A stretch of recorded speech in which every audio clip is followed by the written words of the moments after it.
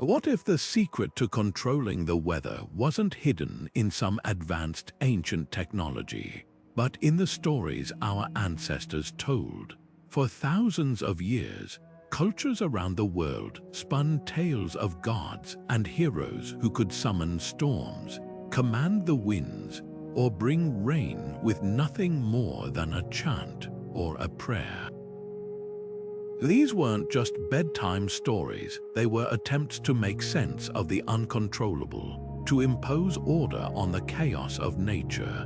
From the thunderous hammer of Thor in Norse legends to the intricate rain dances of Native American tribes, these myths reveal something profound about humanity, our deep, relentless desire to tame the elements.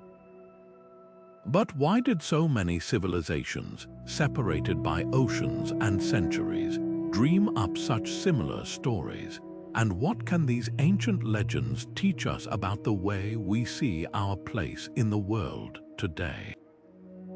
Picture a village in the heart of the Amazon, where elders perform rituals to call down life-giving rain.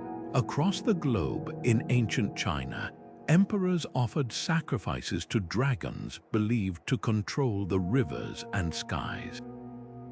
Even in the deserts of the Middle East, prophets were said to part storms or summon droughts with divine favor.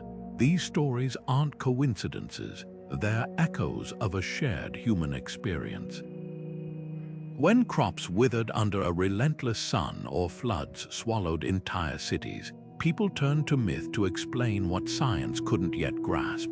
These legends became more than just explanations. They were tools of survival, ways to rally communities, and even methods of political control. Kings and shamans alike wielded the power of weather myths to unite or manipulate their people. But here's the twist: some of these ancient tales might hold grains of truth. Modern researchers are uncovering surprising links between ritual practices and actual weather patterns, suggesting that our ancestors may have noticed more than we give them credit for. Could there be hidden wisdom buried in these age-old stories, or were they purely products of imagination and desperation? As we journey across continents and through time, we'll uncover the fascinating connections between myth and reality, exploring how these weather control legends shaped societies and how they still influence us today. This isn't just a story about the past, it's a reflection of humanity's eternal struggle to conquer the forces of nature, and by the end, you might never look at a storm cloud the same way again. The sky darkens without warning, winds howl like unseen beasts tearing roofs from homes, rivers swell, swallowing fields where crops once grew, all in a matter of hours. For ancient civilizations, these weren't just bad weather days, they were existential threats. Without satellites or meteorology, our ancestors faced nature's fury with no warning, no explanation, and often no escape. So they did what humans have always done in the face of the inexplicable. They wove stories to fill the void. Take the biblical flood, a tale echoed in over 200 cultures worldwide, from Mesopotamia's epic of Gilgamesh to the Mayan Popol Vuh. Why would societies separated by continents and centuries all imagine a world-destroying deluge because floods left scars? When the Tigris or Nile overflowed, wiping out generations of labor in days, people needed more than just survival strategies. They needed meaning. Myths gave them that, transforming random disasters into narratives of divine punishment or cosmic renewal. Even the fear of drought birthed legends like the Greek story of Phaethon, whose reckless chariot ride scorched the earth, a poetic explanation for devastating heat waves.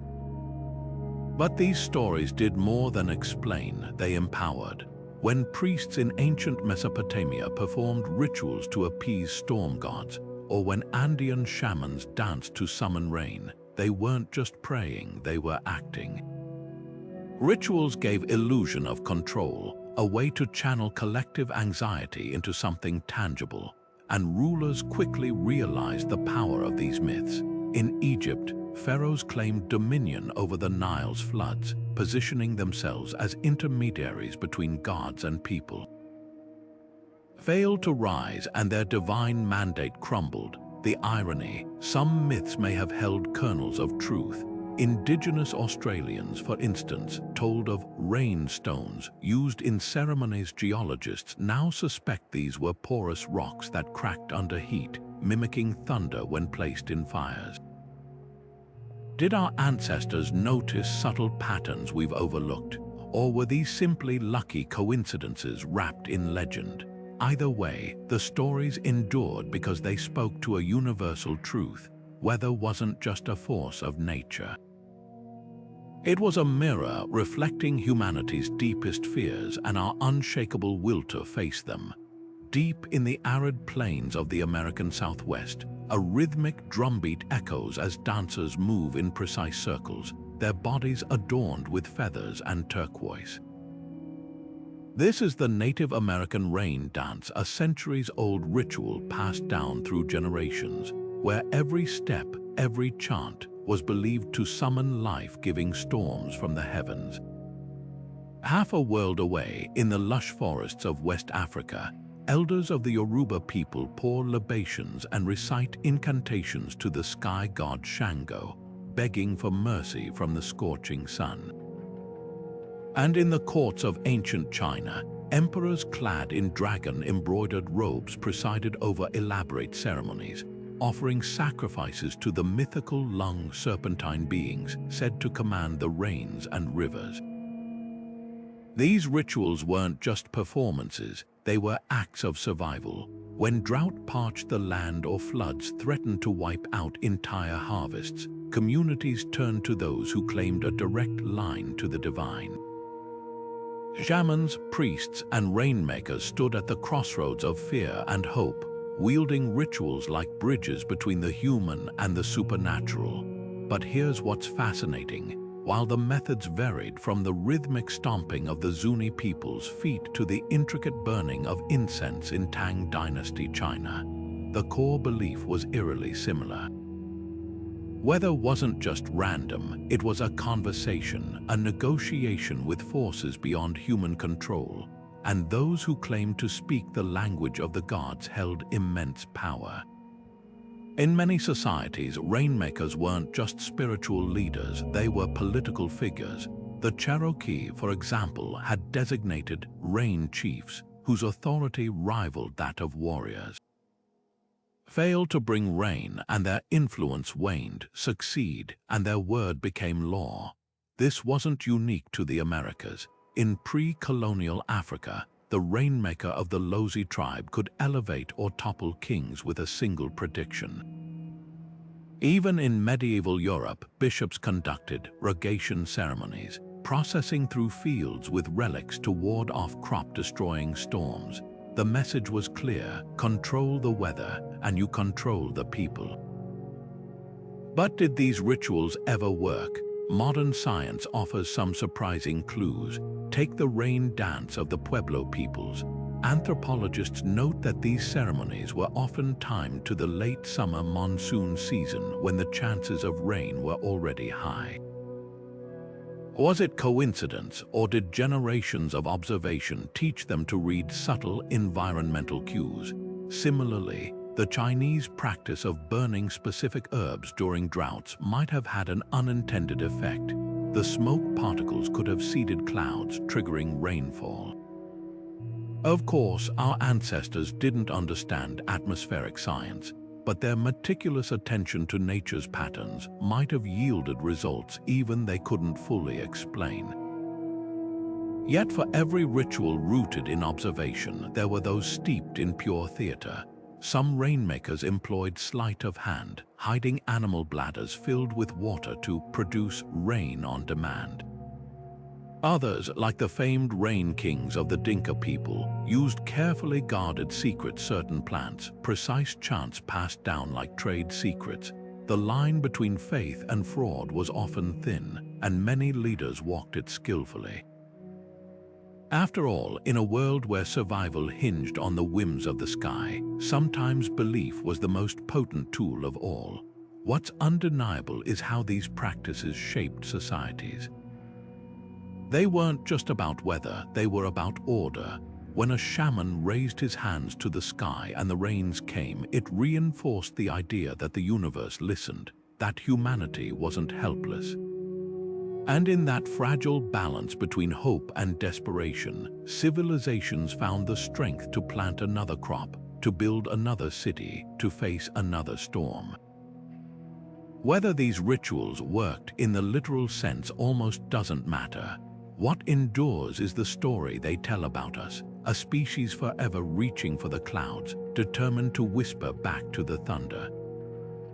Thunder cracks across the sky like a whip, splitting the heavens in two. Below, terrified villagers huddle in their homes, whispering the name of the god they believe rides those dark clouds, whether it's Thor with his hammer raised high, Indra hurling his lightning bolt, or Shango shaking the earth with his double-headed axe. These weren't just characters in stories, they were the faces ancient cultures gave to the chaos above. When lightning struck a tree or a village, it wasn't an accident, it was divine anger. And when the rains came just in time to save the crops, it was a god's mercy. This wasn't just mythology, it was humanity's first attempt at forecasting, at finding patterns in the unpredictable. Consider Thor, the red-bearded warrior of Norse legend. His hammer, Mjolnir, didn't just symbolize lightning, it was lightning, a weapon that could level mountains or bless fields with fertility.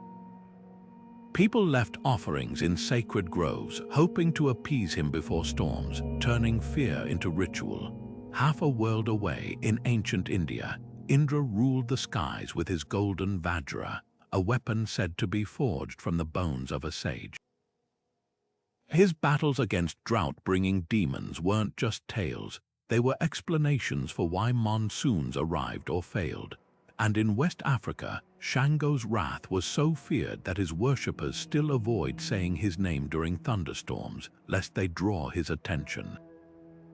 But why thunder gods? Why not wind deities or rain spirits as the central figures? Because thunder is nature's exclamation point. It's sudden, violent, impossible to ignore. Cultures from the Andes to the Arctic heard that same deafening roar and reached the same conclusion: something or someone powerful was up there. By giving storms a face and a personality, people could negotiate with them. Sacrifices, prayers, even festivals like Japan's Reijin celebrations where people clapped to mimic thunder, were all attempts to bargain with the unpredictable. Rulers quickly saw the power in these myths. In Mesopotamia, kings claimed to be chosen by Adad, the storm god, using his symbols to legitimize their rule. When disasters struck, they could blame divine displeasure rather than poor governance. And when harvests were plentiful, that was proof of their sacred connection. This wasn't just spirituality, it was early political spin, a way to turn nature's whims into tools of control. Yet beneath the fear and manipulation lay something deeper. These gods weren't just terrifying, they were also protectors. Thor defended both gods and humans from giants. Indra brought life, giving rains after slaying drought demons. Even Shango, known for his fiery temper, was also a patron of justice. In personifying storms, our ancestors didn't just see destruction, they saw a balance, a reminder that chaos and creation were two sides of the same coin. Today, we understand the science behind thunderstorms, but the legacy of these gods lingers. We still speak of weather gods when forecasting apps fail us, or joke about angry skies during a downpour. That instinct to personify the forces we can't control, it's written into our DNA, as old as the first time a human looked at the storm-darkened sky and wondered, who's up there? The answer, across continents and centuries, was always the same: a being as fierce and unpredictable as the weather itself. Imagine waking up one morning to find the entire world underwater, not just a heavy rain, but a flood so vast it wipes away everything you've ever known. This wasn't just a nightmare for ancient civilizations, it was a recurring fear woven into their myths. From the Epic of Gilgamesh to the story of Noah, flood narratives didn't just explain disasters, they shaped societies.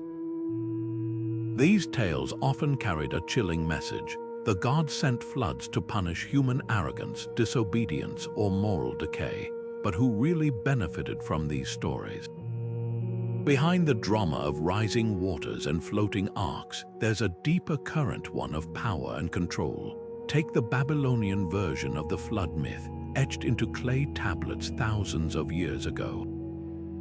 The gods unleash the deluge because humans are too noisy, too disruptive. Only Utnapishtim, warned by the god E, builds a boat and survives. Sound familiar? Parallels with Noah's Ark are striking, but the real intrigue lies in how these stories were used. Rulers like Hammurabi didn't just recite these myths, they weaponized them. By framing floods as divine retribution, kings could position themselves as the righteous intermediaries, the ones who kept the people in line with the gods' demands. Disobey the king, and you risked bringing the wrath of the heavens down on everyone. The moral lessons were clear, but they weren't just about ethics, they were about order. In ancient Mesopotamia, the Code of Hammurabi didn't just list laws, it claimed they were handed down by the gods themselves. Flood myths reinforced this idea, turning legal codes into sacred decrees. Even in the Hebrew Bible, Noah's story isn't just about survival. It's a covenant, a contract between humanity and the divine. Break the rules and the waters would return. But flood myths weren't just top-down tools of control. They also served as communal glue. When a society faced the aftermath of a real flood, these stories provided a framework for recovery. They offered explanation where there was chaos, purpose where there was randomness. The Aztecs told of a world destroyed 4 times by catastrophes, each era ending in water, fire, or wind. Each rebirth came with stricter moral codes, a way to prevent the next disaster. These narratives didn't just scare people into obedience, they gave them a shared identity, a reason to rebuild. Yet the line between myth and manipulation was often blurred. In ancient China, the Great Yu controlled floods not just with engineering but with divine mandate. His success in taming the waters legitimized his dynasty, proving he had the favor of heaven. Emperors who followed used flood myths to justify their rule, claiming that natural disasters were signs of lost virtue, conveniently shifting blame away from poor governance. Even in medieval Europe, church leaders pointed to local floods as proof of God's displeasure, often targeting marginalized groups as scapegoats. What's fascinating is how these myths adapted to different cultures while keeping their core message. In the Andes, the Inca spoke of Yunu Pachacuti, a flood sent by the god Viracocha to wipe away a corrupt world. In Aboriginal Australian lore, the rainbow serpents movements brought both floods and renewal. The specifics changed, but the theme remained. Nature's fury was a mirror held up to human behavior. Today, we might dismiss these stories as primitive attempts to explain the unexplainable. But their legacy lingers in how we talk about disasters, still framing hurricanes or droughts as wake-up calls or punishment for societal sins. The ancient rulers who wielded flood myths understood something timeless. Stories don't just describe the world, they shape it. And in the face of the uncontrollable, humanity will always reach for narratives that turn chaos into meaning and fear into order. High above the deserts of Babylon, priests climbed towering ziggurats not just to worship the stars, but to read them like a celestial forecast. They tracked Venus with obsessive precision, believing its movements could herald coming storms or droughts. Half a world away, Mayan astronomers carved intricate tables predicting rainy seasons based on Jupiter's dance through the night sky. These weren't random superstitions, they were sophisticated systems blending observation with mythology, turning the heavens into a grand weather vane. The Chinese took this further, developing astrometeorology into an art form. Star maps from the Han Dynasty show constellations linked to specific winds, the azure dragon of the east bringing spring rains, the black tortoise of the north signaling winter's bite.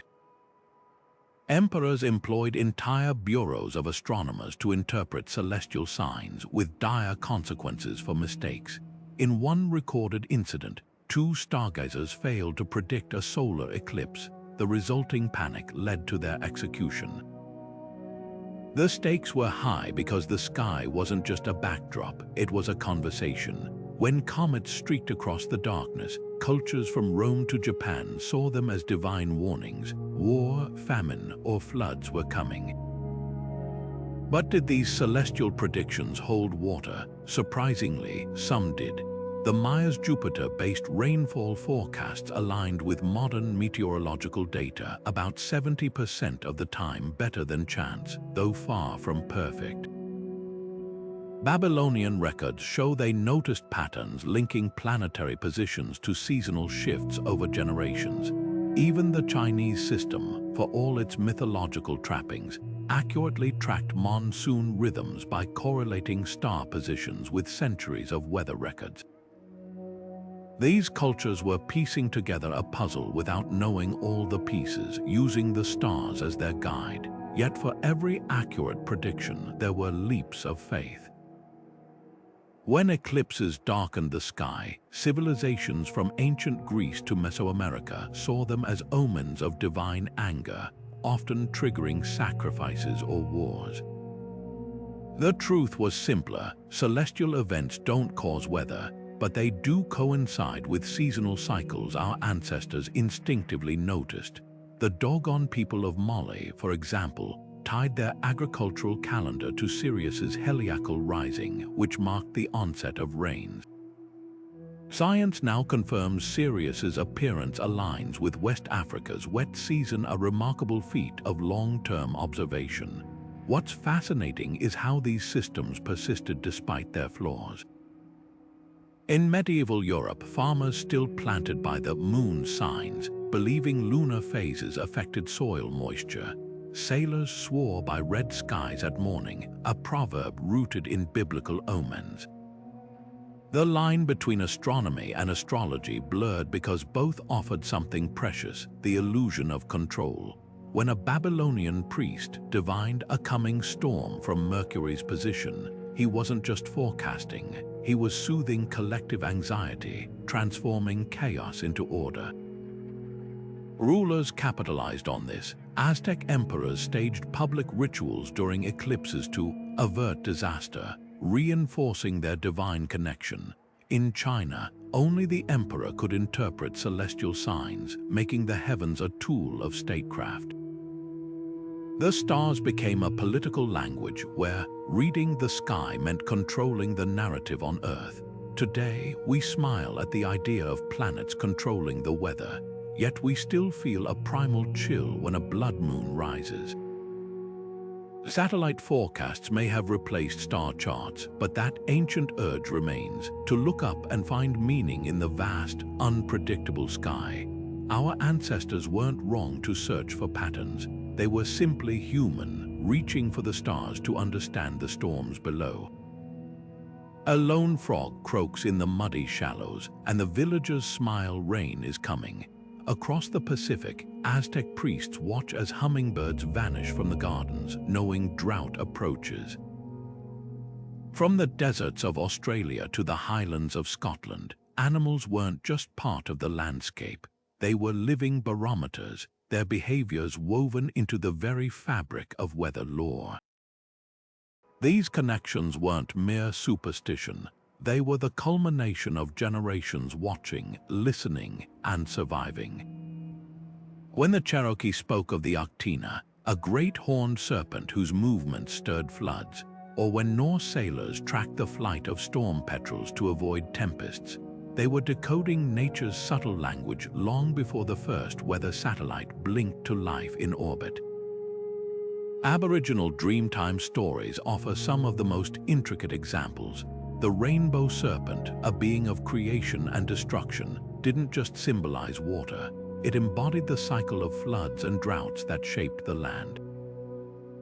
When it stirred in its underground rivers, the earth trembled. When it rose to the surface, monsoons followed. These tales weren't just myths, they were survival manuals.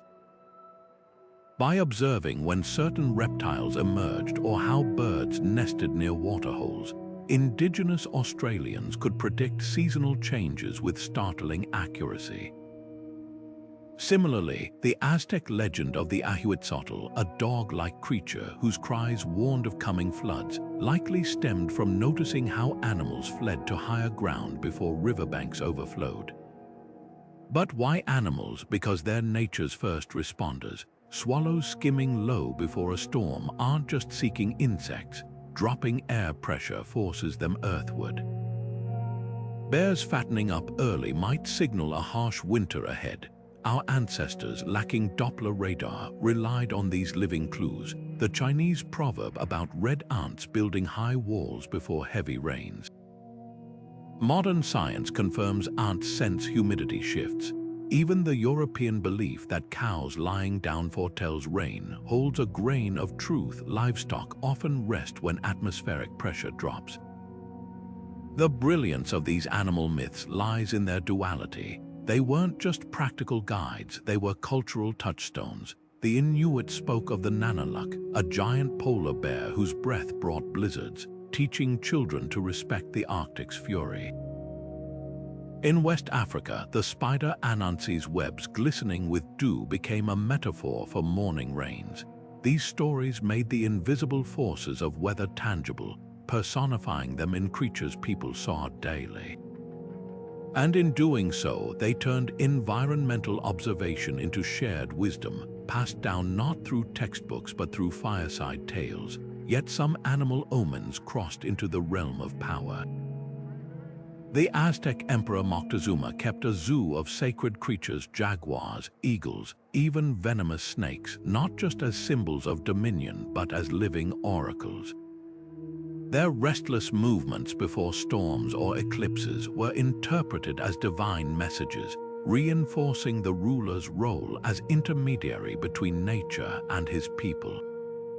Similarly, Celtic Druids studied the flight patterns of wrens to declare auspicious times for planting or battle. Control the narrative around animal signs, and you controlled the rhythm of society itself. Today, we might chuckle at the idea of groundhogs predicting winter's end, but these traditions reveal something profound. They show how closely our ancestors listened to the natural world, how deeply they understood interconnectedness. A Navajo elder once remarked that modern meteorology tells you when rain will fall, but watching ants tells you why it matters. In an age of climate uncertainty, perhaps these old animal myths hold new lessons, not about forecasting, but about humility. The frog still sings before the storm, the geese still flee the frost. The difference is we've stopped listening. The ground trembles without warning, splitting open as rivers of fire surge forth, devouring everything in their path. To ancient civilizations, volcanic eruptions weren't just geological events, they were the wrath of gods made visible. In Greece, they told of Typhon, a monstrous serpent buried beneath Mount Etna, his fiery breath spewing ash and molten rock with every thrash against his chains. Over in Hawaii, the goddess Pele danced in the calderas, her temper flaring in bursts of lava that reshaped the islands themselves. These weren't mere bedtime stories, they were survival tools, frameworks for understanding the unimaginable.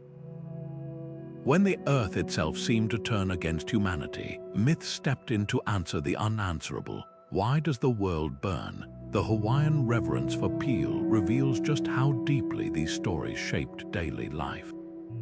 Offerings of flowers, food, and even strands of hair were left at volcanic vents, not out of fear alone, but as part of a sacred dialogue with the land. Peel wasn't just destruction, she was creation, her lava flows forging new earth where life could begin again. This duality mirrored the culture's resilience. After eruptions destroyed villages, survivors spoke of Peel's cleansing fire, a narrative that turned trauma into renewal. Compare this to the Icelandic sagas, where volcanoes were gateways to the underworld, their rumbles interpreted as the clashing weapons of angry giants. Both cultures, separated by an ocean, personified eruptions as cosmic battles, proof that humanity's instinct to dramatize disaster is universal. But these myths did more than explain, they dictated behavior. In Japan, where Mount Fuji's eruptions terrified entire regions, Shinto priests performed rituals to appease the mountain kami, or spirits. Farmers avoided planting certain crops near volcanic soil, believing it was too sacred for ordinary use. These practices weren't just superstition, they inadvertently kept communities at safer distances from active zones. Similarly, the Maori of New Zealand told of Ruamoko, the god of earthquakes and volcanoes, whose stirrings in the womb of the Earth Mother Papatuanuku demanded respect. By framing eruptions as divine gestures, these stories enforced taboos that protected people long before seismology existed. The political power of volcano myths couldn't be ignored either. Roman emperors claimed descent from Vulcan, the smith god whose forge lay beneath Mount Etna, using his imagery to symbolize both creative and destructive power. When Vesuvius buried Pompeii, officials spun the disaster as divine punishment for moral decay, a convenient distraction from failed early warning systems. Half a world away, Aztec rulers linked eruptions to the fiery god Xiuhtecuhtli, staging public sacrifices during tremors to restore balance. In every case, those in power harnessed the terror of eruptions to reinforce their authority, turning myths into tools of control. What's startling is how often these legends anticipated later scientific truths. The Klamath people of North America spoke of a battle between sky spirit Skell and underworld god Lau at Crater Lake, a striking metaphor for the magma chambers and tectonic shifts that actually cause eruptions. Polynesian navigators avoided volcanic islands during certain seasons, having noticed patterns in activity over generations. Even Pliny the Younger's account of Vesuvius's eruption, though framed as divine spectacle, meticulously documented pyroclastic flows centuries before modern volcanology gave them a name. Today, we understand the mechanics of plate tectonics, but the allure of these myths endures. Visitors to Hawaii still leave offerings at Hailmayumo Crater, not out of ignorance, but as a nod to the stories that once made the uncontrollable feel comprehensible. Perhaps that's the real lesson of these fiery legends. They weren't failures of imagination, but triumphs of it. When faced with a force that could erase cities in an afternoon, our ancestors didn't just cower. They crafted narratives that let them stand at the edge of the inferno and whisper, "I see you." And in that act of naming the chaos, they found the courage to rebuild. A ship's sails snap taut as a sudden gust fills them, pushing the vessel forward into uncharted waters. For ancient sailors, this wasn't just wind, it was the breath of a god. From the Mediterranean to the Pacific, cultures that relied on the sea didn't just fear storms, they revered the invisible forces that could carry them to fortune or doom. Take Aeolus, the Greek keeper of the winds, who Odysseus begged for a safe passage home. His Roman counterpart, Venti, was divided into 4 brothers, each governing a cardinal direction, their moods dictating the fate of empires.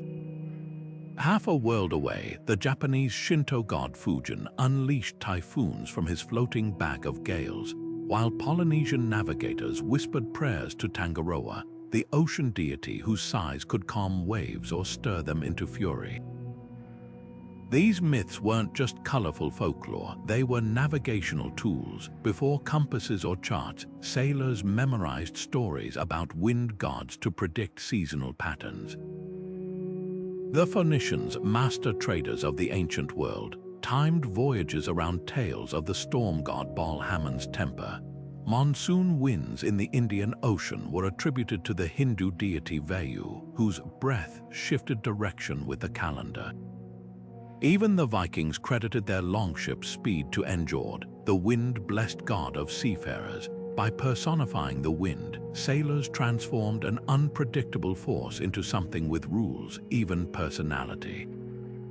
A capricious god could be appeased, an indifferent breeze could not. But here's the twist: wind myths were among humanity's first globalized ideas. When Greek merchants docked in Egypt, they recognized similarities between Aeolus and Ammon, the ram-headed god of air. Norse traders in Constantinople heard echoes of their own Njord in Slavic tales of Stribog. These overlaps weren't coincidences. They were proof of ancient trade routes carrying more than spices and silk. Stories traveled too, adapting to new cultures while keeping their core purpose, to make sense of the unseen power that connected continents. The political implications were profound. Rulers who controlled wind myths controlled trade. In China, the Tang dynasty claimed the wind god Fei Lion as their ancestor, using his legend to justify naval expansion. The Aztecs staged ceremonies to honor Ehecatl, the wind serpent, before launching merchant fleets across the Gulf of Mexico. Even the Venetian Republic, a medieval maritime power, minted coins with the face of the wind god Boreas, turning mythology into economic propaganda. Yet for all their cultural weight, some wind myths held startling practical wisdom. Pacific Islanders used oral traditions about wind stones, sacred rocks said to summon breezes, as mnemonic devices for star-based navigation. Modern meteorologists now believe these stories encoded generations of observed wind shifts tied to celestial cycles. Similarly, Arab traders in the Indian Ocean relied on poetic wind roses that correlated seasonal gusts with lunar phases, a system later adopted by European explorers. What's remarkable is how these myths shaped exploration itself. When Columbus set sail, he carried not just maps but legends of the trade winds, a term borrowed from tales of deities who blew merchants toward wealth. Magellan's crew feared the Roaring Forties, a belt of furious winds named after mythical beasts said to guard the southern oceans. Even the phrase, fair winds and following seas, echoes ancient prayers to wind gods for safe passage. Today, we've swapped myths for meteorology, but the legacy lingers. Hurricane names may come from scientific lists, but their power still feels almost personal, as if some force beyond charts and satellites decides their path. Maybe that's why these old stories endure. They remind us that long before satellites, humanity's first forecasters looked to the horizon, felt the breeze on their faces, and dared to give it a name. When the rains refused to fall and the earth cracked like broken pottery, societies didn't just pray, they searched for someone to blame. Across medieval Europe, parched villages turned their fear outward, accusing lone women of stealing the rain with dark magic.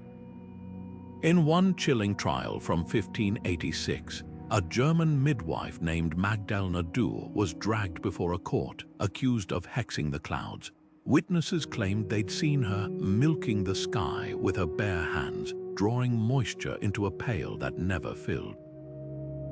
Her fate, burned at the stake, her ashes scattered across barren fields in a grotesque imitation of rainfall. This wasn't an isolated horror, it was part of a pattern.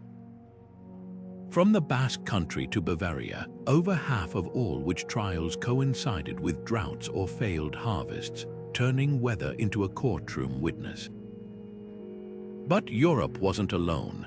In the Sahel region of Africa, where the Sahara's advance swallows villages whole, oral histories tell of rain thieves, outsiders or taboo breakers whose actions supposedly angered the skies. The Zulu people practiced Yukathwala, ritual sacrifices where suspected offenders were driven into the wilderness to carry away the drought. Similar traditions emerged among the Navajo, who held purification ceremonies to expel harmful thoughts believed to block rain. These rituals shared a grim logic. If suffering could be pinned to a person, then removing them might restore balance. The psychological mechanism at work here is ancient and terrifying. Faced with forces beyond control, humans default to a primal equation: catastrophe must have a face. Anthropologists call it the scapegoat archetype, the need to transform abstract disaster into tangible villainy. In ancient Rome, during the devastating drought of 123 BC, priests buried Greek and Gallic couples alive in the Forum Boreum, believing foreign blood would appease the gods. Centuries later, Puritan settlers in America blamed native shamans for dry spells, fueling conflicts that escalated into war. The pattern repeats because it offers something rational explanations cannot: the illusion of agency. What's chilling is how often these accusations followed existing fault lines. In Europe, most weather witches were elderly, poor, or socially isolated women who lacked protectors. In Ethiopia's Konso culture, albino individuals were historically targeted during droughts, their difference interpreted as a cosmic imbalance. Even animals became sacrificial surrogates. Incan priests drowned black llamas in sacred springs, their dark coats symbolizing the drought's shadow. These weren't random choices, they reflected deep-seated fears of the other, weaponized by climate stress. Yet within this darkness lies a paradox. Some communities developed rituals that channeled blame without bloodshed. The Hopi people staged elaborate clown dances during droughts, where performers symbolically punished effigies representing greed and discord. In Japan, villagers floated straw dolls down rivers to carry away misfortune, a practice that survives today in the Nagashi-Bina festival. These ceremonies acknowledge the human urge to assign blame while redirecting it harmlessly, a cultural pressure valve for collective anxiety. Modern science has stripped droughts of their supernatural explanations, but the scapegoat impulse persists. Politicians still blame marginalized groups for environmental crises. Social media amplifies conspiracy theories during heat waves. The difference now is scale, where once a single witch might bear the weight of a village sphere, today's climate anxiety seeks bigger targets: corporations, governments, even entire industries. The mechanism hasn't changed, only the cast of characters has grown. Perhaps that's the most haunting lesson of these drought myths. They remind us that beneath our technology and progress, we're still the creatures who first looked at a withering field and demanded, "Who did this to us?" The answer, then as now, says more about our fears than the skies above. When the Nile's floodwaters began to rise, painting the desert edges with rich black silt, the people of ancient Egypt didn't just celebrate, they reenacted the death and rebirth of Osiris. This wasn't mere theater, it was a sacred contract with nature. The god's mythical dismemberment and resurrection mirrored the land cycle of drought and renewal, turning agriculture into a divine act. Priests sowed barley in Osiris-shaped effigies, believing the sprouting grains would guarantee abundance. Across the Mediterranean, Celtic farmers lit Beltane bonfires as the first spring shoots emerged, driving cattle between twin flames to purify them for the growing season. These rituals weren't superstition, they were survival strategies wrapped in story, synchronizing human labor with the earth's rhythms.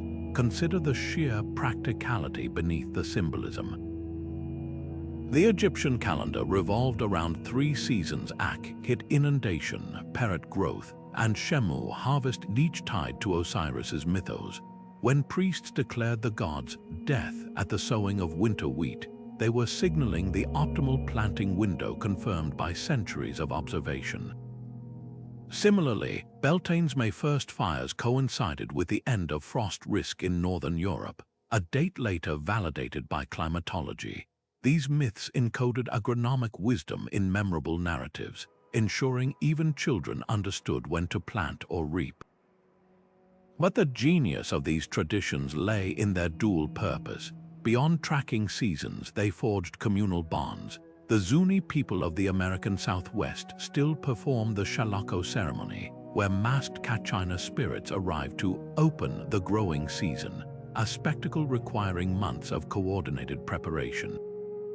Every participant, from dancers to corn grinders, plays a role reinforcing social cohesion. In ancient China, the emperor himself plowed the first furrow during the spring equinox ritual, a symbolic act that united ruler and farmer in shared dependence on the skies.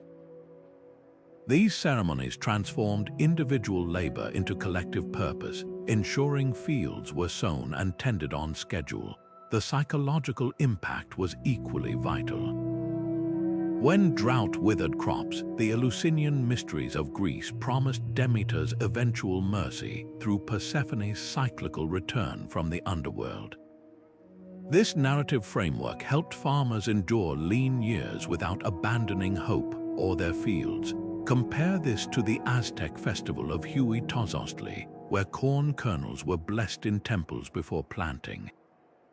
If the harvest failed, the blame fell on insufficient piety rather than flawed techniques, preserving agricultural knowledge across generations.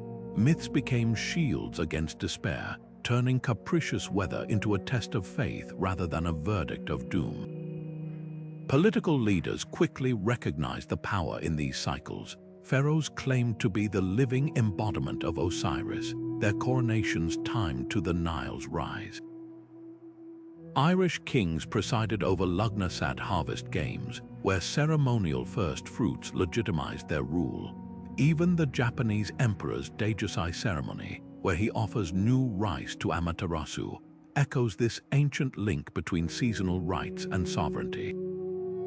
Control the narrative of fertility, and you control the loyalty of those who work the land.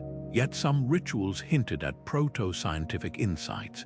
The Hopi snake dance, performed during late summer droughts, involved handling live serpents to plead for rain. Modern biologists note that reptiles become unusually active before storms due to pressure changes. Did observers millennia ago notice this correlation?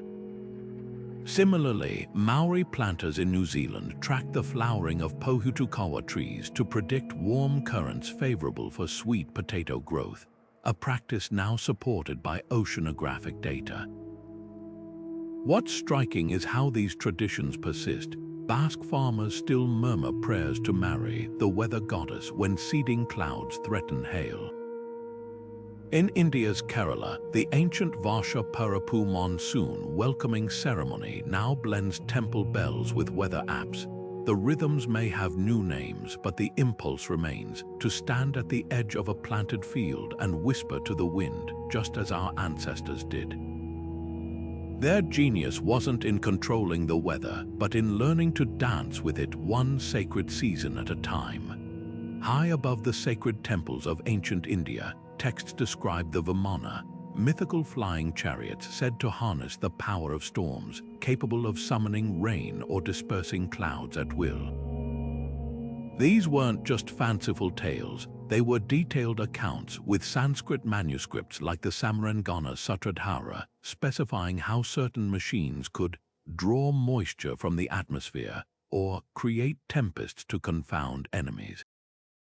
Half a world away, the Greeks told of Hephaestus's automatons, bronze giants who forged lightning bolts for Zeus, while Chinese chronicles spoke of dragon-shaped kites flown during droughts to pull down the rain. Were these merely poetic metaphors, or could they point to technologies lost to time?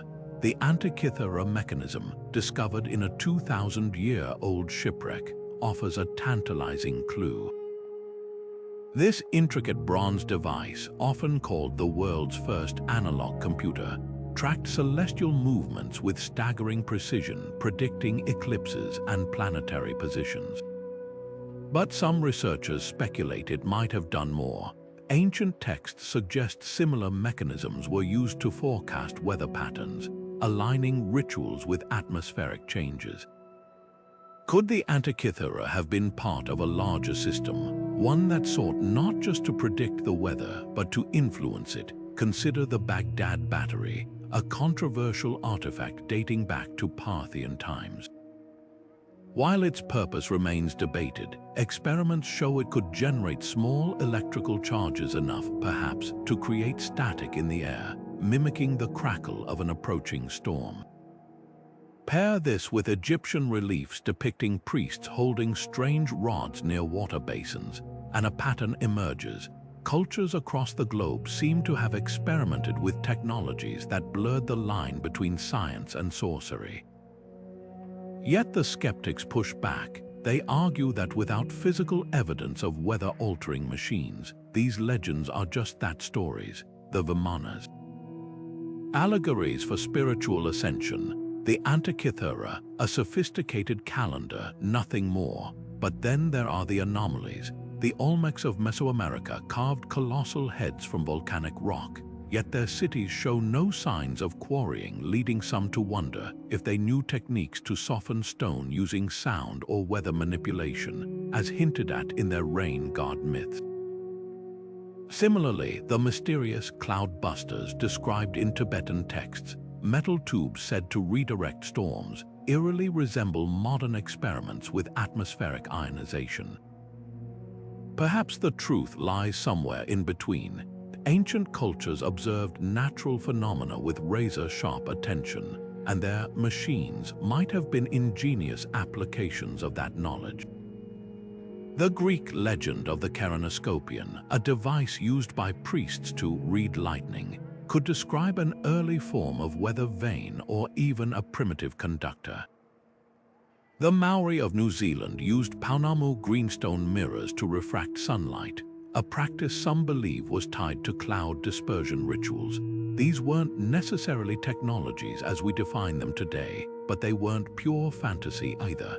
They were the cutting-edge science of their time.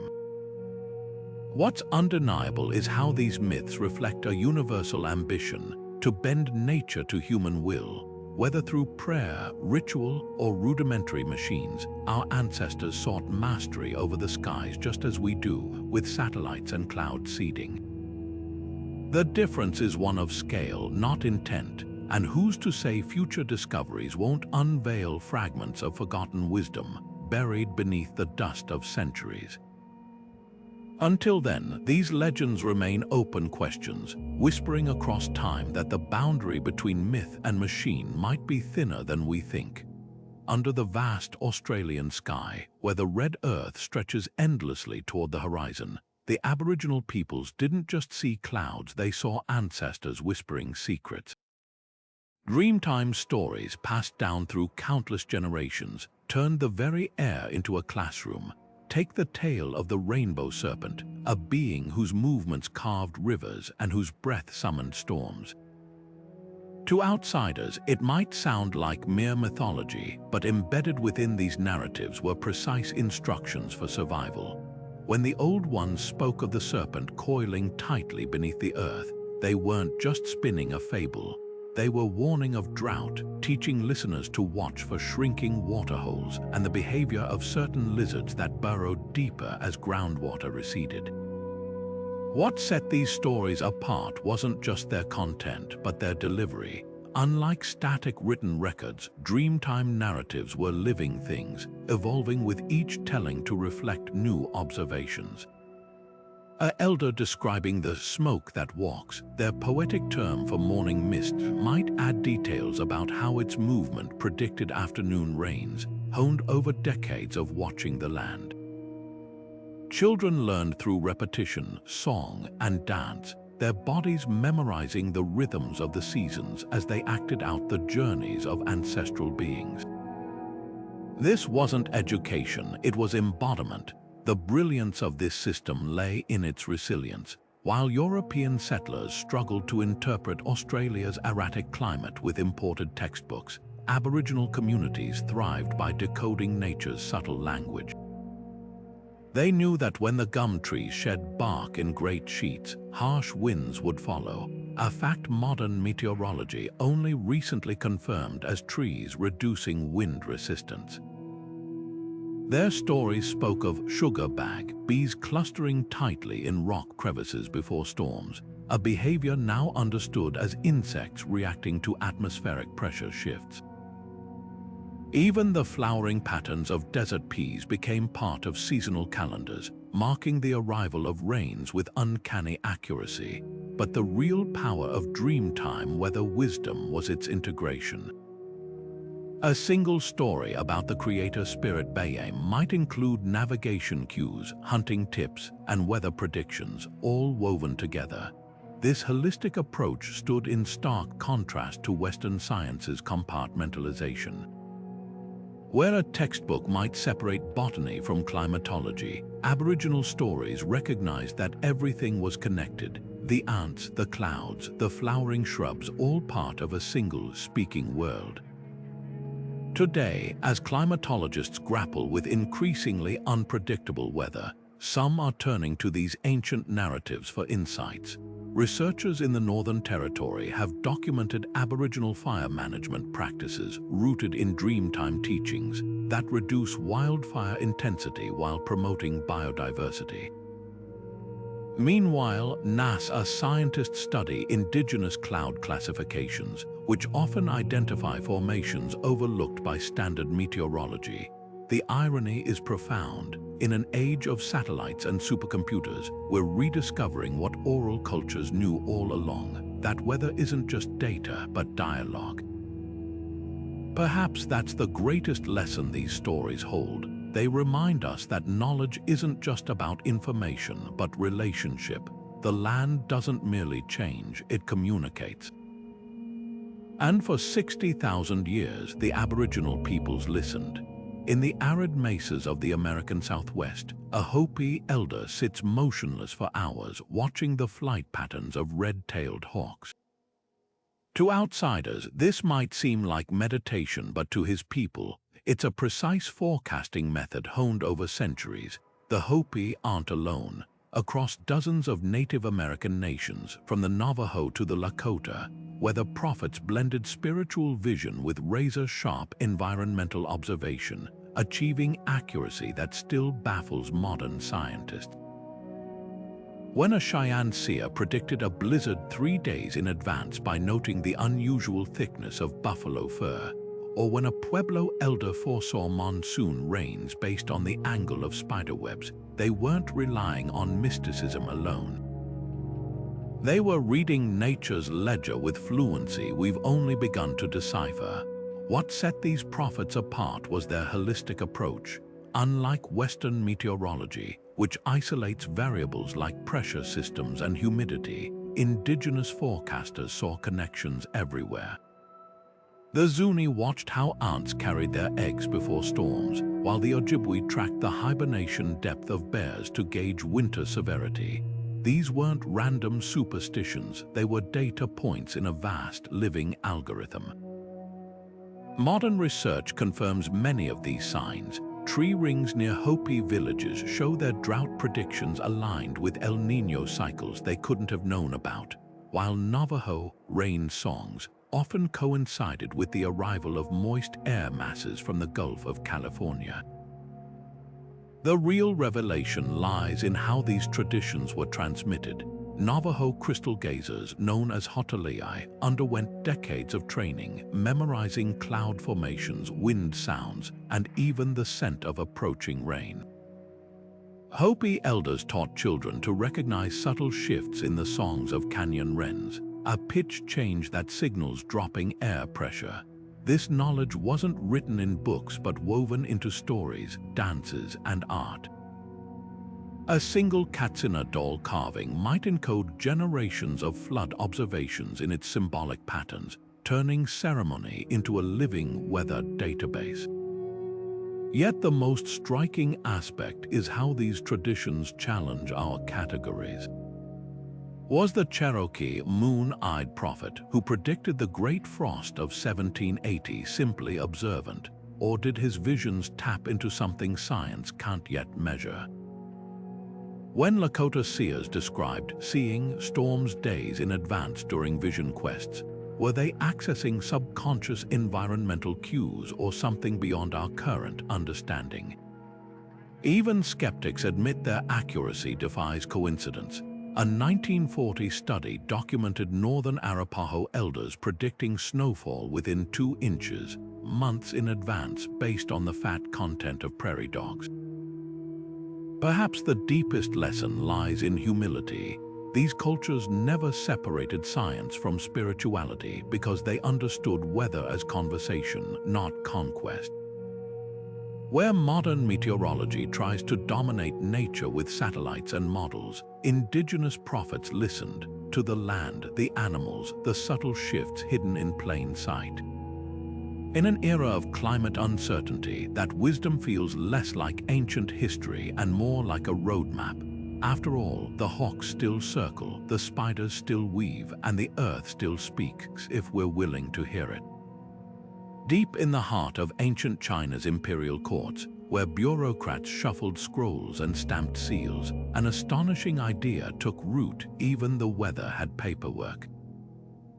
The Dragon Kings, those serpentine lords of lakes and rivers, didn't just summon storms with a flick of their claws. They filed requests. Petitions for rain had to pass through celestial ministries, stamped by the Jade Emperor's clerks before a single drop could fall. This wasn't just fantasy, it was a mirror held up to the world's most sophisticated bureaucracy, where even the gods answered to red tape. Imagine a peasant kneeling in a drought-stricken field, praying for rain. Unbeknownst to him, his fate rested not just with the Dragon King of his region, but with a divine chain of command. Local dragons reported to provincial deities, who forwarded rainfall petitions up to the celestial capital. Delays happened. A missing seal, a misplaced scroll. Myths tell of villages waiting weeks for storms because some heavenly scribe lost the paperwork. The parallels to human governance were deliberate. When the Tang dynasty standardized tax collection with triplicate forms, the heavens seemed to follow suit. But why structure weather control like a government office? Because myths don't just explain nature, they reinforce order. The Jade Emperor's celestial bureaucracy mirrored the Emperor's court down to the last detail. Provincial Dragon Kings wore the same robes as regional governors. Rain permits echoed the grain tax system. Even the punishments matched. A dragon who caused floods without approval faced divine demotion, just as a corrupt official might be exiled to the frontier. This wasn't coincidence, it was cultural engineering. By making weather divine yet bureaucratic, rulers implied that disrupting the natural order was as unthinkable as challenging the state. The system's brilliance lay in its flexibility. When droughts struck, the emperor didn't blame failed policies. He accused local dragon kings of negligence, ordering rituals to investigate heavenly officials. Survivors of Yangtze River floods told of seeing dragon kings whipped by celestial enforcers for overzealous storms. The message was clear: if even gods faced audits, surely humans should accept their place in the hierarchy. Yet within this rigid structure, flashes of rebellion shone. Folk tales speak of rogue dragons like the Black Rain Dragon of Sichuan, who ignored the bureaucracy to water parched fields, a celestial Robin Hood celebrated in secret. Other stories hint at corruption in the heavens, with wealthy families bribing dragon kings for favorable weather.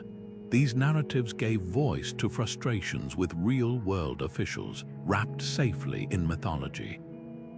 What's fascinating is how these myths anticipated modern systems. Today, cloud seeding permits and water rights allocations echo the Dragon King's paperwork, proof that the line between divine order and human governance has always been thin. The next time you groan at a bureaucratic delay, remember, even the storms had to wait for approval. The longship's prow cuts through icy waters as the Skald's voice rises above the wind, telling of Fimbulwinter, the 3-year winter that would herald Ragnarök. In this Norse apocalypse, the sun blackens, wolves swallow the sky, and brother turns against brother in the endless cold. But these weren't just imaginative flourishes, they may have been ancestral memories carved into myth. Around 500 CE, tree rings and ice cores tell us the northern world shuddered under a volcanic winter. Ash from multiple eruptions dimmed the sun for years, triggering crop failures and migrations.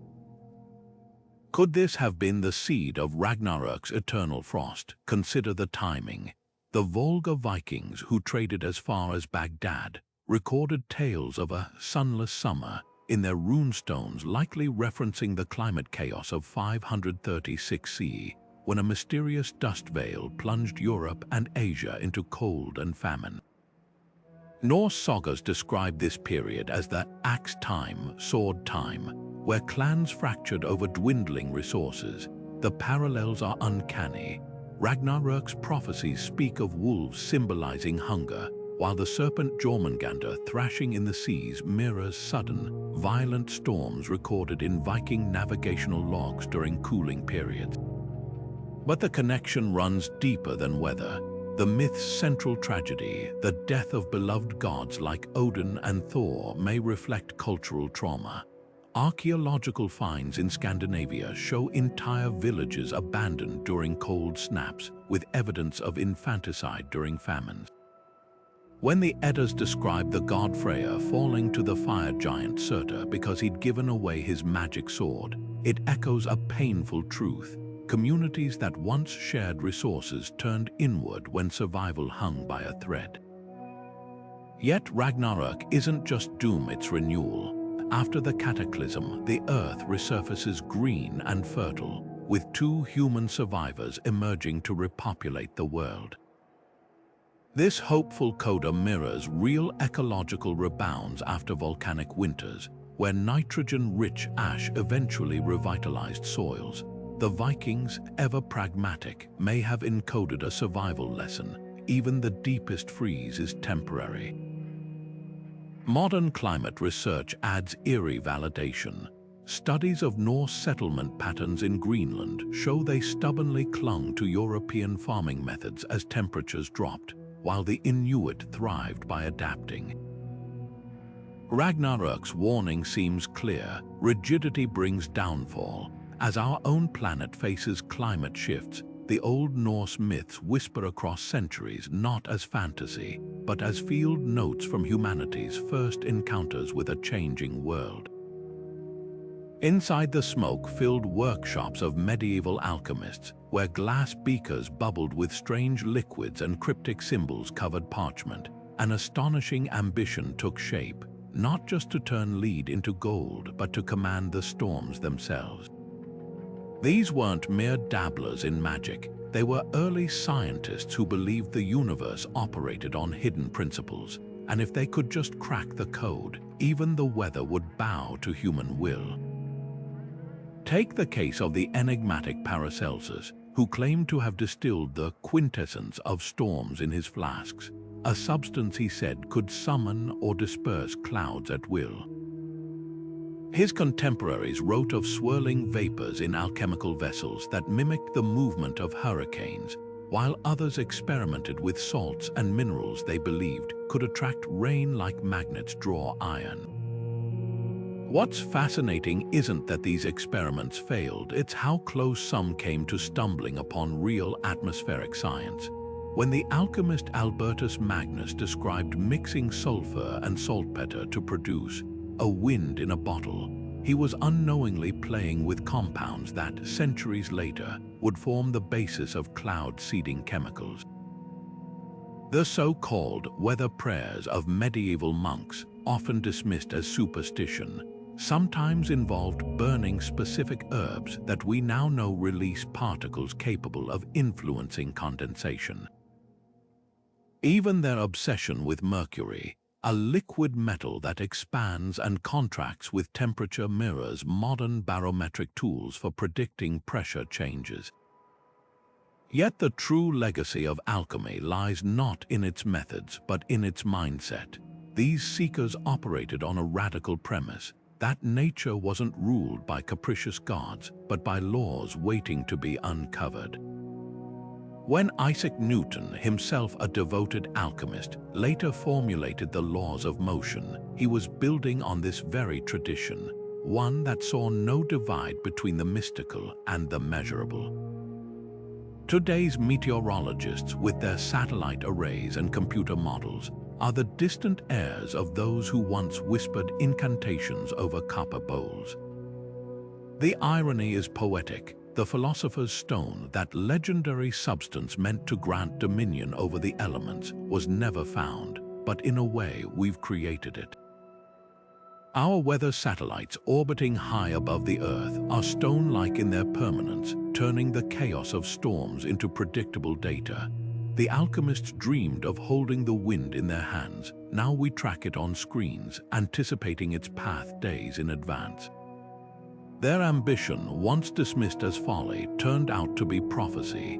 The only magic missing is the wonder they must have felt, standing at the edge of discovery, certain that the sky's secrets were just one experiment away. The vast Pacific stretches beyond the horizon, an endless blue expanse where waves whisper secrets to those who know how to listen. For Polynesian voyagers, crossing these waters wasn't a gamble. It was a science, encoded not in textbooks but in chants passed down through generations. Imagine a navigator standing on the deck of a double-hulled canoe, his hands tracing the swell of the ocean as he recites a centuries-old song. To the untrained ear, it's poetry. To him, it's a weather forecast. These chants didn't just describe the stars. They mapped the invisible highways of the sea, predicting storms weeks in advance with precision that still stuns modern meteorologists. Take the Hawaiian myth of Kane and Kanaloa, gods who guided sailors by tying the winds to specific stars. Each celestial marker, like Hokulea Arcturus or Ki Ali o Kona I Kalua, the Southern Cross, wasn't just a navigational aid but a key to understanding atmospheric shifts. When the chant spoke of Hokulea resting low on the horizon, it signaled the approach of the Kona storms, fierce southerly gales that could capsize even the sturdiest vessel. Modern researchers comparing these oral records to satellite data found something remarkable. The descriptions of wind patterns aligned almost perfectly with today's understanding of tropical cyclogenesis. But the true genius lay in the voyagers' ability to read the ocean itself. They recognized subtle changes in swell patterns, like the way a deep, rolling wave from the south hinted at distant turbulence, or how the sudden flattening of waters near certain islands betrayed hidden currents. These observations were woven into myths like the Maori tale of Toharametia, the storm god whose battles with his siblings created the world's winds. His footsteps weren't just metaphorical. They described the rhythmic pulse of ocean swells that signaled safe passage or impending danger. Perhaps most astonishing was their use of marine life as living barometers. The Tongan legend of Hina, who rode a shark to escape a tempest, encoded a practical truth. Sharks diving to deeper waters often precede storms, a behavior now linked to their sensitivity to pressure changes. Navigators watched frigate birds soaring high not just as guides to land, but as indicators of stable air masses. Even the color of the sea at dawn held meaning, with chants distinguishing between the red path of fair weather and the bruised purple of approaching squalls. What modern science confirms is that these myths weren't guesses, they were data. When European explorers marveled at Polynesians' ability to predict storms weeks in advance, they assumed it was magic. In reality, it was the culmination of millennia of observation, distilled into stories that even children could remember. Today, as climate change alters Pacific weather patterns, some communities are turning back to these chants, finding that the old star paths still hold truths our satellites are only beginning to decode. The ocean was their library, and every wave, every bird, every shift in the wind was a page they'd learned by heart. In the rolling hills of southern Africa, where the dry season could stretch into years, the Balobedu people didn't pray to a distant storm god, they bowed before a living woman. The Rain Queen, or Mojaji, wasn't just a ruler, she was the embodiment of the sky's mercy, a figure so revered that neighboring tribes would send tribute in exchange for her blessings. Her palace wasn't a fortress of stone but a sacred grove where rituals turned whispers into downpours. This wasn't mere symbolism, it was a radical inversion of power. In a continent where many societies sidelined women from leadership, the Rain Queen's word could halt wars or spark rebellions, all hinging on her ability to negotiate with the clouds.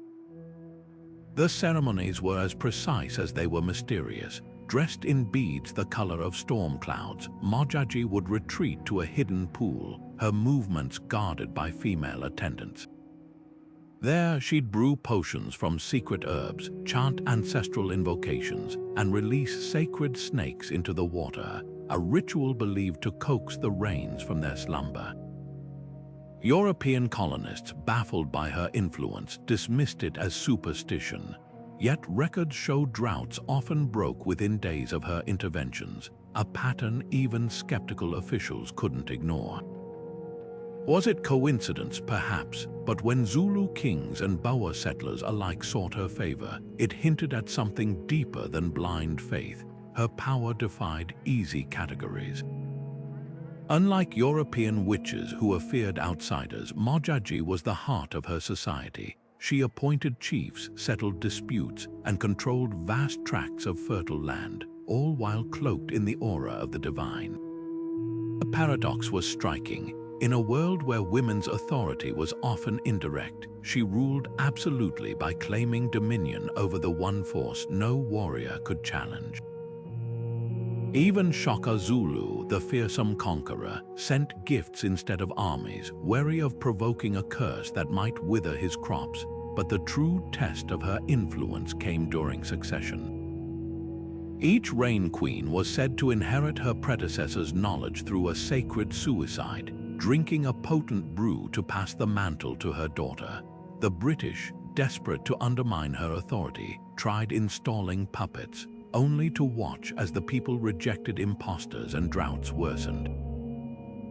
The message was clear: legitimacy wasn't decreed by colonial paperwork but by the skies themselves. Today, scientists speculate about the secrets behind her rituals. Some suggest the sacred grove sat atop an underground aquifer, its plants releasing volatile oils that seeded clouds.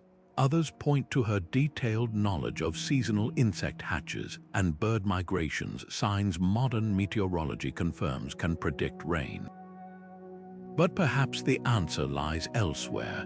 The Rain Queen's greatest power wasn't controlling weather, it was uniting a people under the belief that someone could.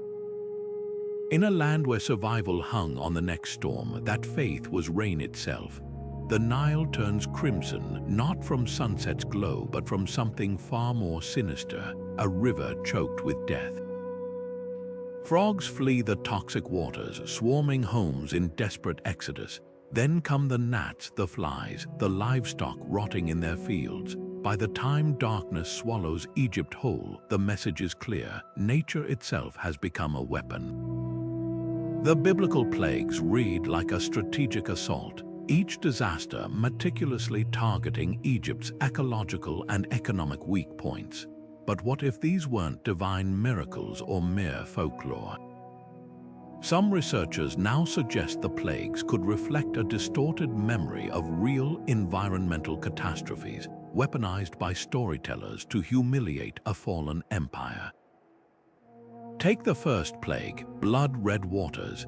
Ancient records from other cultures describe similar phenomena during algal blooms, when toxic bacteria like Oscillatoria rubescens multiply explosively. suffocating fish and staining rivers scarlet.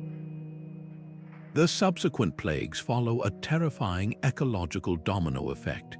Dead fish would drive frogs onto land where they'd die en masse, creating perfect breeding grounds for lice and flies. These insects could then spread murrain, a livestock disease still feared today. Even the infamous locust swarms align with known cyclical infestations in the Nile Delta. The final plague, a suffocating darkness, echoes descriptions of Khamsin sandstorms, dense enough to blot out the sun for days. Yet the real intrigue lies in how these events were framed. The Exodus narrative doesn't present the plagues as random tragedies but as targeted strikes, each escalating to break Pharaoh's will. This mirrors a psychological warfare tactic still used today, the deliberate shaping of natural disasters into political tools.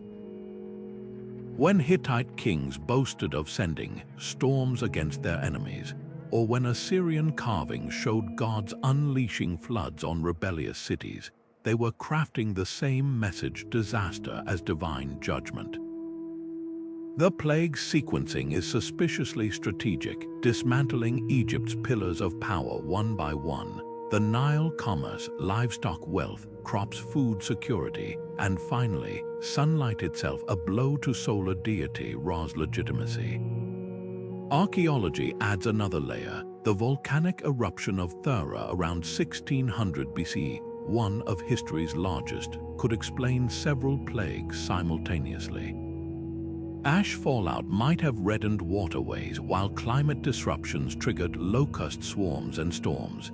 Egyptian accounts from this period mention days of darkness and rivers of blood, but attribute them to the gods' displeasure with foreign rulers.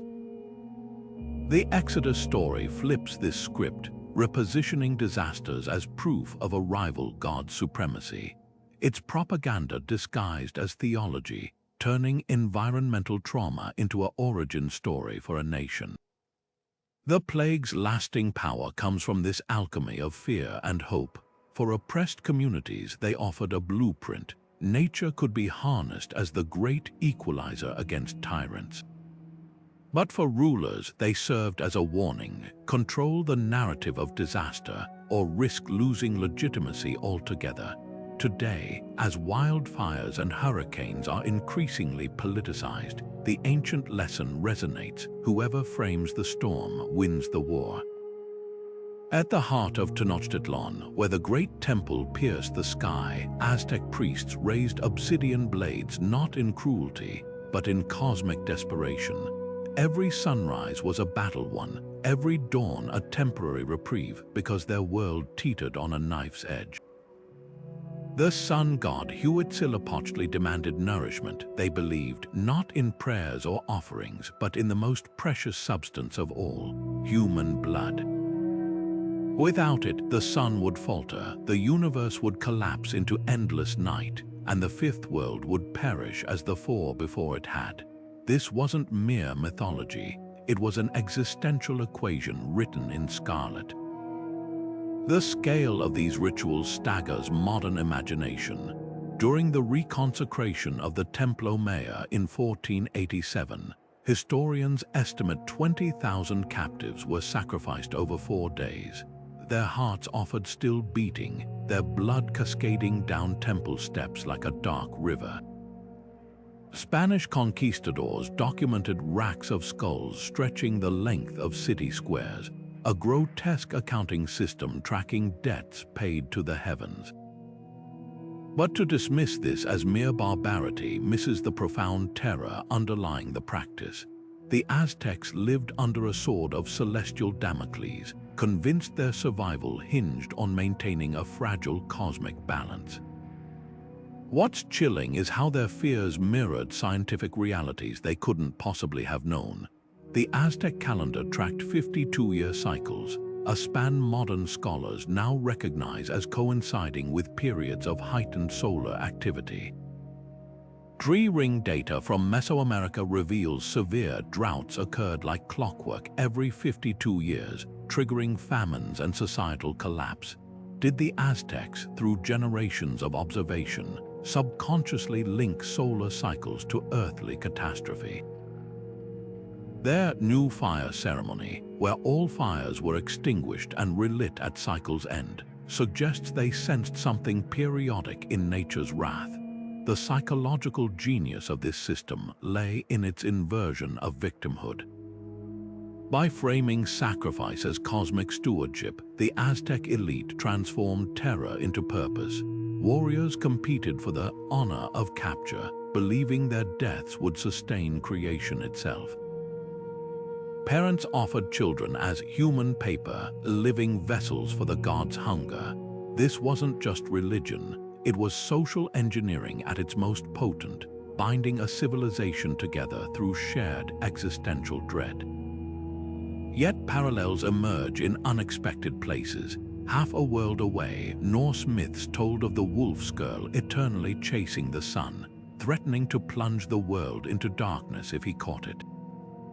Chinese emperors performed the border sacrifice at solstices to maintain heavenly harmony. Even our modern fear of climate collapse echoes this ancient anxiety. Swap carbon emissions for blood offerings, and the pattern emerges. Humanity still wrestles with forces beyond its control, still seeks rituals to ward off the coming storm. The Aztecs' true legacy isn't in their blades, but in their brutal honesty about our place in the universe. They understood what we often forget, that civilization is a fragile wager against chaos, and every sunrise, no matter how ordinary it seems, is a miracle someone once died to ensure. The Sea of Kyushu churned with an unnatural fury as the Mongol fleet, the largest invasion force the world had ever seen, vanished beneath waves taller than pagodas. Twice in the 13th century, Kublai Khan's armada set sail for Japan, and twice, typhoons of unprecedented violence dashed his ships against the rocks. To the desperate samurai watching from shore, this wasn't luck. It was the hand of Raijin, the thunder god, and Fujin, the wind deity, answering their prayers. They called it kamikaze, the divine wind, a legend so potent it shaped Japan's self-image for centuries. But behind the myth lies a fascinating collision of meteorology and mythology, where weather didn't just change history, it forged a nation's soul. What made the kamikaze legend so enduring wasn't just the storm's timing, it was how the Japanese interpreted them. Prior to the Mongol invasions, Shinto shrines along the coast held rituals honoring the Shinpai, sacred straw ropes believed to summon protective winds. When the typhoons struck, these local traditions were elevated to national dogma. Suddenly, every village ceremony took on new weight. Every prayer to the wind gods became a thread in the tapestry of divine favor. The ruling shogun seized this narrative, commissioning scrolls that depicted the storms as dragon-shaped deities tearing through Mongol sails. Overnight, weather became identity. The political implications were profound. By attributing their survival to supernatural intervention, Japan's leaders sidestepped uncomfortable truths, like their military's near collapse before the storms hit. Instead, they crafted an origin story where the islands themselves were sacred, their borders divinely protected. This myth would echo through centuries, resurfacing in World War II when suicide pilots were named kamikaze, a desperate invocation of that ancient weather miracle. The storms had become more than meteorological events. They were cultural touchstones, proof of Japan's uniqueness in a threatening world. Yet the kamikaze's legacy extends beyond propaganda. Modern climatologists studying sediment cores near Hakata Bay found evidence of colossal typhoons around 1281 and 1287, precisely when the Mongols attacked. Tree rings from Korean pine forests, meanwhile, showed drought conditions in those years, suggesting the invasions were timed during what should have been calm seas. The Mongols, masters of continental warfare, had fatally misread the ocean's moods. Japan's salvation came not just from the gods' whims, but from the invaders' ignorance of monsoon patterns that local fishermen had respected for generations. The deeper lesson here isn't about divine intervention. It's about how cultures weaponize weather in their origin stories. England's defeat of the Spanish Armada in 1588 was similarly credited to Protestant winds, while Persian texts claim hurricanes saved their coasts from Greek invasion. These narratives share a common thread, turning atmospheric chaos into national destiny. When survival hinges on forces beyond human control, the stories we tell about those forces shape who we become. The kamikaze didn't just save Japan, it redefined what it meant to be Japanese, wrapping geography, meteorology, and faith into a single unshakable idea that some shores are guarded by more than swords. Hindu scriptures speak of time not as a straight line hurtling toward doom, but as an endless wheel turning through 4 cosmic seasons, the yugas. In this ancient framework, humanity's moral state directly shapes the environment, with each epoch descending further into chaos until the world is cleansed by cataclysmic storms and reborn. The current age, Kali Yuga, is marked by greed and discord, and according to the Vishnu Purana, its climax will come when clouds of destruction rain fire instead of water, scouring the earth for renewal.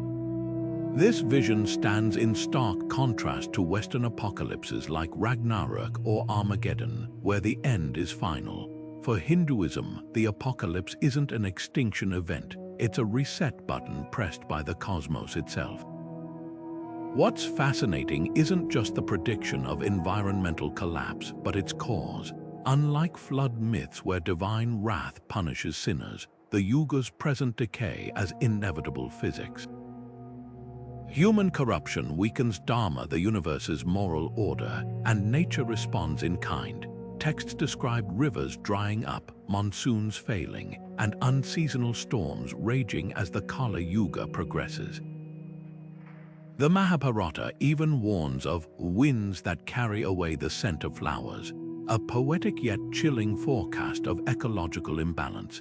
These aren't supernatural punishments. They're systemic failures, like a body succumbing to fever when its immune system falters. The cyclical nature of this system reveals a profound cultural insight. Linear apocalypses reflect anxiety about finality. Think of Christianity's Last Judgment or Norse mythology's frozen wasteland. But in Hinduism, the end is always a prelude. The same storms that drown the world also deposit fertile silt for the next golden age. This mirrors India's monsoons, which bring both destructive floods and life-giving nourishment. The lesson, collapse and renewal aren't opposites, they're partners in an eternal dance. Political rulers capitalized on this belief. Emperors like Ashoka framed their reigns as efforts to slow the Kali Yuga's decay through just rule, implying that moral governance could delay environmental catastrophe. Temple rituals still performed today, like the Agnikayana fire ceremony, are meant to symbolically strengthen the cosmos against chaos. The message was clear: weather wasn't just nature's whim, it was a feedback loop reflecting human virtue or vice. Modern climate science unintentionally echoes this ancient logic. While we don't blame storms on moral failings, we recognize how human choices, deforestation, pollution disrupt weather patterns.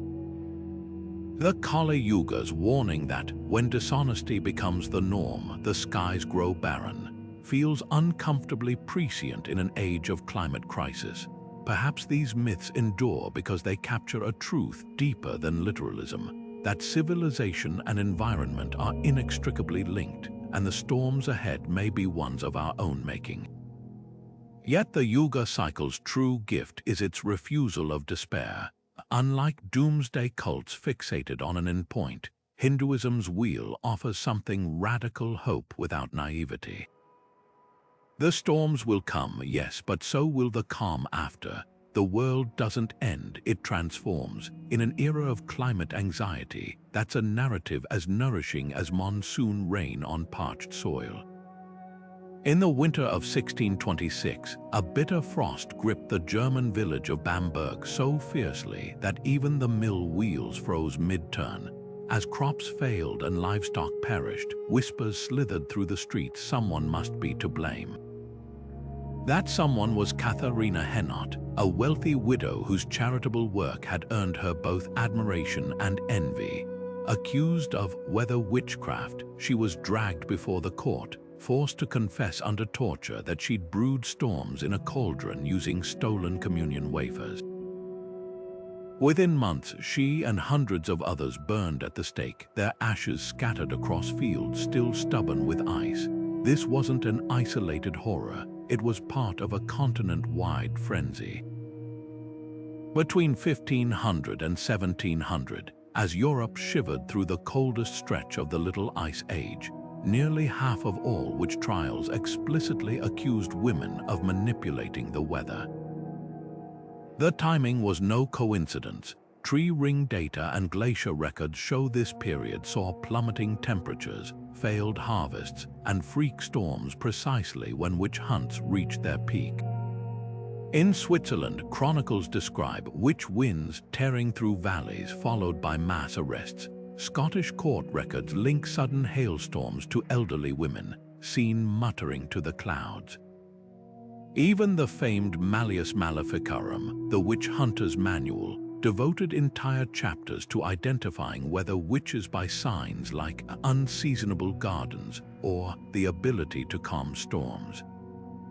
But why target marginalized women? Because fear seeks a scapegoat, and in societies where women already occupied precarious social positions, especially unmarried healers or midwives, they became lightning rods for collective panic. A bad harvest could be blamed on a neighbor's curse rather than shifting ocean currents. What's chilling is how these accusations mirrored real climatic shifts. In England's Pendle witch trials of 1612, the key witness claimed the accused had summoned a storm that sank ships off the coast, a detail historians now link to an actual hurricane-strength gale recorded in naval logs. Similarly, the year without a summer in 1816, caused by Indonesia's Mount Tambora eruption, triggered fresh witch hunts in New England despite the Enlightenment being in full swing. The pattern reveals a universal human response. When nature rebels, we demand a villain. The trials also served as tools of social control. Land disputes often lurked beneath accusations, many so-called whether witches were women who'd inherited property, like Bamberg's Hennot. By eliminating them, authorities consolidated power while appeasing a terrified populace. In Finland, where fishing communities depended on calm seas, storm witches were frequently rivals of local priests. The message was clear: obey the established order or the very skies would turn against you. Yet within this darkness lies an uncomfortable truth about climate and conflict. Modern research shows that whenever global temperatures drop sharply, societies tend to fracture, whether through witch hunts, revolutions, or wars. The Little Ice Age's famines birthed not just bonfires but peasant revolts from France to China. Today, as our planet warms instead of cools, the same mechanisms play out differently. Migrants scapegoated for droughts, politicians blaming disasters on divine retribution. The weather witches of history warn us that when systems fail, humanity's first instinct isn't to adapt, it's to accuse. Perhaps the most haunting legacy of these trials is how they distorted real ecological knowledge. Many accused witches were folk healers who understood local weather signs, like the way certain plants wilted before storms or how ants built higher mounds before wet summers. Their executions severed generations of observational science, leaving communities even more vulnerable to the next storm. In that sense, the burnings weren't just tragedies, they were self-inflicted wounds, a civilization silencing those who might have helped them survive the cold. As we face our own climate crisis, the lesson isn't that witches controlled the weather. It's that people will always seek control over the uncontrollable, even if it means lighting the match themselves. The next time disaster strikes, we do well to remember Katharina Hennot, not as a cautionary tale of superstition, but as a mirror reflecting our own capacity for fear and the terrible choices it drives us to make. Today's scientists don't climb sacred mountains to summon rain. They launch planes loaded with silver iodide into storm clouds. The dream that once belonged to dragon kings and rain dancers now lives in laboratories where geoengineers plot to deflect sunlight with stratospheric aerosols or suck carbon from the skies. But strip away the satellites and supercomputers, and you'll find the same ancient question: what happens when humans try to bend weather to their will? The answers might be hidden in myths we've told for millennia. Take cloud seeding, a technology straight out of a shaman's playbook.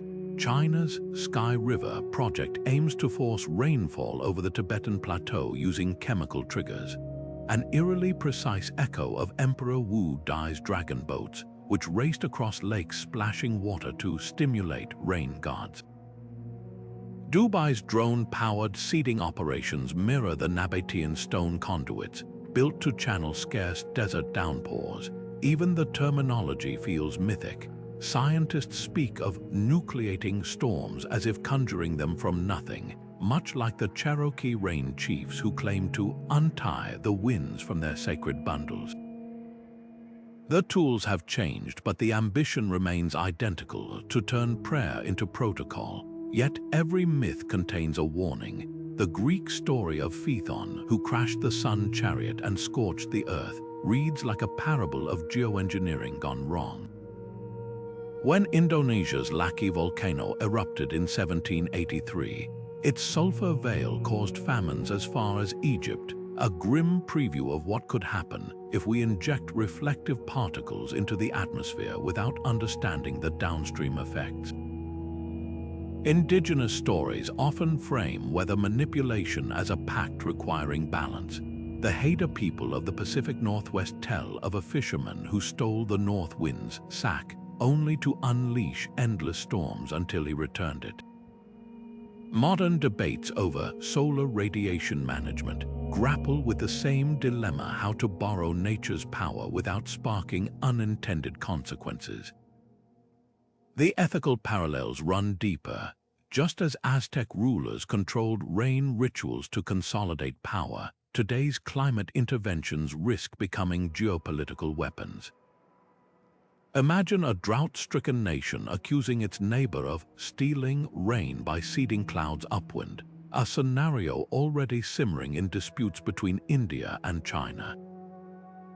Ancient Hawaiians reserved the right to summon storms to high chiefs alone. Now, billionaires like Bill Gates fund private geoengineering research, raising questions about who gets to decide our climate future.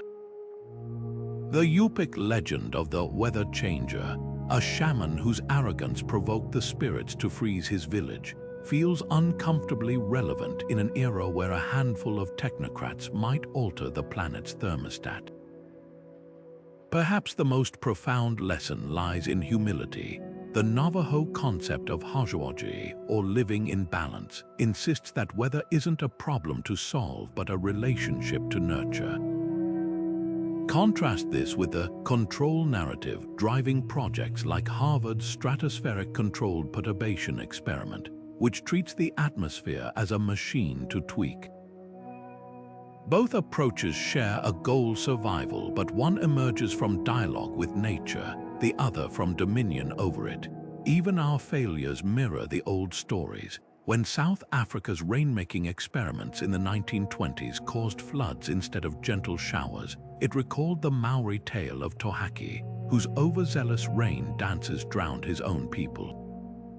As we stand on the brink of remaking the skies, these myths offer more than folklore. They're time-tested risk assessments.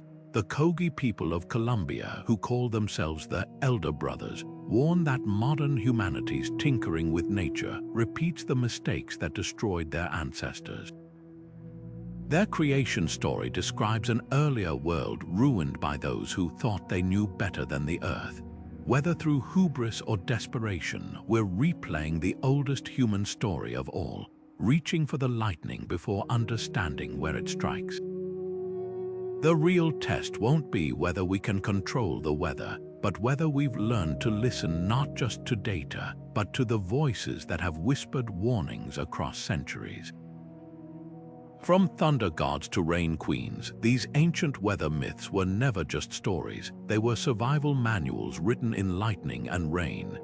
Every culture that watched the skies spun tales to explain the unexplainable, but beneath the magic and metaphor lay something far more profound: the unshakable human need to find order in chaos.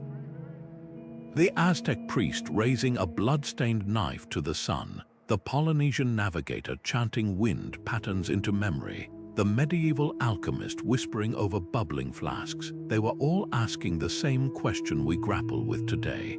How do you live in a world where the very air you breathe can turn against you?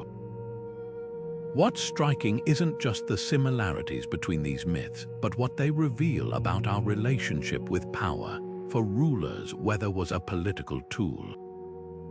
Pharaohs claimed control over the Nile's floods. Chinese emperors staged dragon ceremonies to legitimize their rule, and rain queens wielded storms like scepters. For the vulnerable, myths offered a fragile sense of agency, a way to whisper back to the thunder. The Cherokee rain dance, the Basque cloud prayers, the Norse sacrifices to Njord. These rituals transformed helplessness into dialogue. Even the darkest chapters, like Europe's witch hunts, expose how easily fear twists the skies into weapons. Yet the true legacy of these stories isn't in their explanations, but in their warnings. The Hindu cycle of yugas, where human corruption summons ecological collapse, or the Haida tale of the stolen winds unleashing endless storms, they all carry the same urgent lesson. Tampering with nature's balance invites disaster. Today, as we stand on the brink of geoengineering hurricanes and seeding clouds with drones, those old stories feel less like superstition and more like cautionary tales. The Kogi peoples warning that the younger brothers would forget the Earth's language echoes eerily in an age of algorithms and carbon offsets. But perhaps the most humbling insight lies in what these myths got right. Modern science confirms that indigenous trackers could predict monsoons by watching ants, that Polynesian navigators read ocean swells like maps, that the Aztecs' 52-year sacrificial cycles aligned with solar flares and droughts. Their magic was often just observation refined over centuries, a reminder that the line between myth and science was always thinner than we thought. Now the storm has shifted. Climate change is our shared mythology, a crisis so vast it demands new stories to make sense of it. Will we repeat the old mistakes, clinging to illusions of control as the skies rebel? Or will we learn from the rain queens and dragon kings, who understood that weather isn't just force, but relationship? The answer won't be found in satellites or ancient scrolls, but in the choices we make every time the wind rises. So what's your weather myth, the tale that makes you pause when clouds gather or thunder rumbles? Drop it in the comments, because the conversation about heaven's fury is far from over, and who knows, the next chapter of this story might just be yours.